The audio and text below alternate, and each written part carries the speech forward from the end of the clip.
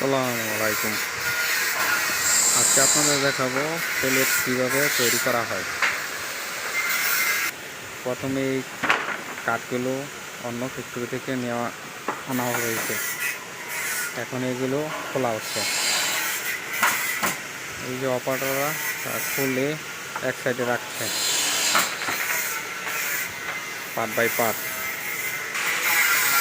খোলার পরে এর মধ্যে তার কাটা আছে পিন। এই পিনগুলো আরেক অপারেটর এই গ্যালান্ডার দিয়ে কেটে দিচ্ছে।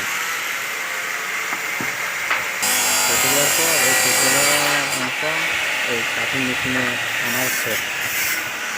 আনার পর উনি আবার এটা যে মাপ আছে মাপ মতন কাটতেছে। কেটে কেটে এখানে র্যাক আছে, র্যাকের মধ্যে রাখছে, স্টেক দিয়ে রাখা হচ্ছে। এটা